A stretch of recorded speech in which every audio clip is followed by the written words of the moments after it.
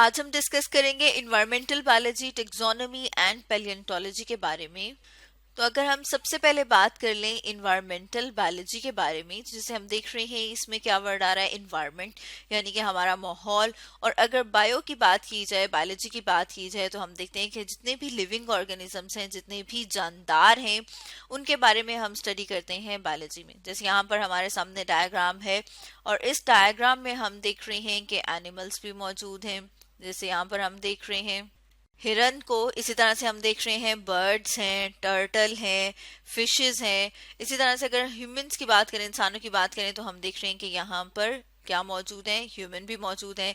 इसके अलावा हम जानते हैं कि जो पौधे होते हैं वो भी क्या हैं, वो भी लिविंग ऑर्गेनिजम्स हैं। तो हम देखते हैं कि जब जानदार अशिया या फिर हम कह सकते हैं कि जो लिविंग ऑर्गेनिजम्स हैं, जब वो इंटरेक्ट करती हैं अपने इन्वायरमेंट के साथ, अपने माहौल के साथ, तो उसको हम स्टडी करते हैं इन्वायरमेंटल बायोलॉजी में। या फिर हम कहेंगे कि जो जानदार जब अपने माहौल में जो बेजान अशिया हैं, जैसे सॉइल है, मिट्टी है, इसके अलावा हवा है, पानी है, इनके साथ क्या है, इंटरेक्शन है। यानी कि जानदार अशिया जो हैं, या फिर हम कह सकते हैं कि जो जानदार हैं, इंसान है या जानवर हैं, वो अपने माहौल में जो बेजान चीजें हैं उनके बगैर नहीं रह सकते, उनके साथ इंटरेक्ट कर रहे हैं। तो ये जो इंटरेक्शन है इनका, उसे हम स्टडी करते हैं इन्वायरमेंटल बायोलॉजी में। इसी तरह से अब अगर हम बात करें टेक्सोनोमी की, तो टेक्सोनोमी में हम स्टडी करते हैं कि ऑर्गेनिजम्स जो हैं, जानदार हैं, उन्हें किस तरह से क्लासिफाई किया जाता है। या फिर हम कह सकते हैं कि जब हम लिविंग ऑर्गेनिजम्स को नेम देते हैं, उनको नाम देते हैं और हम उनको क्लासिफाई करते हैं, जैसे हमने क्लासिफाई किया हुआ है कि बर्ड्स जो हैं, परिंदे, वो एक अलग क्लास में है। इसी तरह से मैमल एक अलग क्लास में आते हैं। तो इसका मतलब क्या है कि हमने उन्हें क्या कर लिया है, क्लासिफाई कर लिया है। जैसे यहाँ पर हम अपने सामने डायग्राम में देख रहे हैं कार्डिनेलिस, कार्डिनेलिस जो कि रेड बर्ड का साइंटिफिक नेम है। अगर हम देखें कि इसको किस तरह से हम क्लासिफाई करते हैं, या फिर अगर हमने देखना हो कि जब हम टेक्सोनोमी में पढ़ते हैं कि हमने इनको डिफरेंट यानी कि मुख्तलिफ रैंक्स दिए हुए हैं, तो जब हम देखते हैं कि जो सबसे पहला या सबसे बड़ा रैंक है वो है डोमेन। और डोमेन में अगर हम बात करें स्पीशी कार्डिनेलिस, कार्डिनेलिस जिसे कि रेड बर्ड कहा जाता है, कि वो किस डोमेन में आता है, तो हम देखते हैं कि वो आता है यूकेरिया। यूकेरिया जिसमें कौन से वाले ऑर्गेनिजम्स हैं, जो कि यूकेरियोट्स होते हैं। और जैसे कि हम जानते हैं कि जो यूकेरियोट्स हैं वो ऑर्गेनिजम्स हैं जिनके अंदर, या फिर हम कहते हैं जिनके सेल के अंदर मेम्ब्रेन बॉन्डेड ऑर्गेनेलिस मौजूद होती हैं। अब हम देख रहे हैं कि ये बहुत बड़ा डोमेन है, मतलब ये कि इसके अंदर बर्ड्स भी हैं, एनिमल्स सॉरी मैमल्स भी हैं। इसके अलावा हम देख रहे हैं कि इसमें फिशेस भी हैं। इसके साथ साथ हम देख रहे हैं कि इसमें यूनिसेलुलर ऑर्गेनिज्म, जैसे कि यहाँ पर हम देख रहे हैं पैरामीशियम भी आ रहा है। अब अगर हम देखें कि हमने स्पेसिफाई करना है कि अब इसमें से एनिमल्स को, तो वो एक और रैंक आएगा जिसे कि हम कहेंगे किंगडम, जिसे हम देख रहे हैं एनिमेलिया।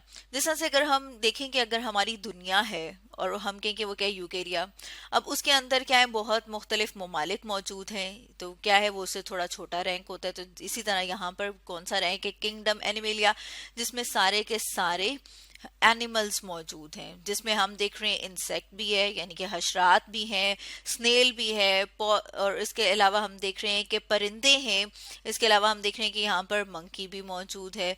तो यानी जितने भी एनिमल्स हैं, चाहे वो वर्टिब्रेट हैं, यानी कि वो एनिमल्स जिनमें रीढ़ की हड्डी मौजूद है, या फिर वो जिनमें रीढ़ की हड्डी मौजूद नहीं है, जैसे कि यहाँ पर हम देख रहे हैं स्नेल, सिप्पी।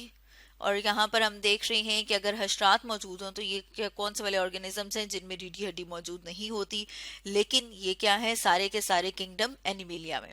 अब अगर हम इनमें से क्लासिफाई करें कि अब वो वाले ऑर्गेनिजम्स जिनमें रीढ़ की हड्डी मौजूद है, या फिर हम जिनमें कहते हैं कि खास किस्म का स्ट्रक्चर जिसे नोटोकॉट कहा जाता है वो मौजूद है, वो सारे के सारे एनिमल्स आते हैं फाइलम कॉर्डेटा में। अब अगर इसमें से भी हम बर्ड्स को अलग कर लें कि जो परिंदे हैं वो कौन से वाले हैं, वो आते हैं रैंक क्लास एवीज में। अब परिंदों में से भी ऑर्डर पेसिरिफॉर्म्स, इसी तरह से उसमें भी हम देखते हैं कि जो बहुत क्लोजली रिलेटेड बर्ड्स हैं उनको हम क्लासिफाई कर सकते हैं एक फैमिली में जिसे कहा जाता है कार्डिनियल, सॉरी कार्डिनेलिडाए। और इसी तरह से अगर हम देखते हैं कि उनमें से भी अगर क्लोजली रिलेटेड बर्ड्स को देखें तो वो आते हैं जीनस कार्डिनालिस में। और अब हम देखते हैं कि अगर हम स्पीशी की बात करें तो वो कौन से हैं, वो है कार्डिनालिस कार्डिनालिस, जो कि हम यहाँ पर देख रहे हैं जिसे कि रेड बर्ड भी कहा जाता है। तो हमने देखा कि अगर हमने क्लासीफाई करना हो तो हम किस तरह से करेंगे, हम बड़े रैंक से छोटे रैंक की तरफ आते हैं। तो जब हम किसी ऑर्गेनिज्म को नाम देते हैं, उसको डिस्क्राइब करते हैं कि वो कौन सी जीनस से, कौन सी फैमिली से, कौन से ऑर्डर से, कौन से फाइलम से बिलोंग करता है, तो यानी कि हम उसको क्या करें, हम उसको क्लासिफाई करते हैं। और हम जो क्लासिफिकेशन है वो स्टडी करते हैं टेक्सोनोमी में। और अब इसी तरह से अगर हम बायोलॉजी की एक और ब्रांच की बात करें जिसे कहा जाता है पेलियंटोलॉजी। अब पेलियंटोलॉजी में क्या होता है, जैसे यहाँ पर हम अपने सामने डायग्राम में देख रहे हैं कि इसमें हम स्टडी करते हैं फॉसिल्स को।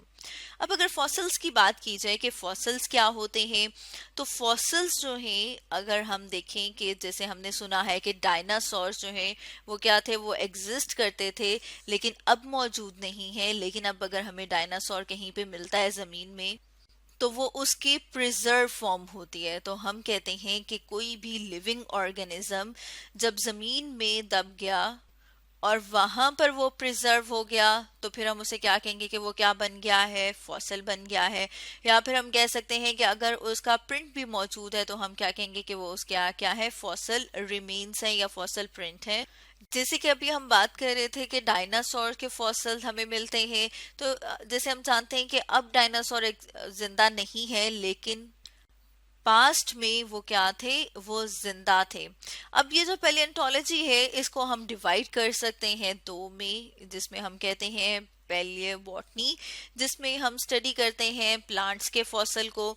और प्लांट्स के फॉसिल भी जैसा कि हमने बात की थी कि जब लिविंग ऑर्गेनिज्म किसी भी वजह से जमीन के अंदर जब हम कहते हैं कि दफन हो गए हैं और वहां पर वो प्रिजर्व हो जाते हैं तो वो कौन सी फॉर्म होती है, फॉसल फॉर्म।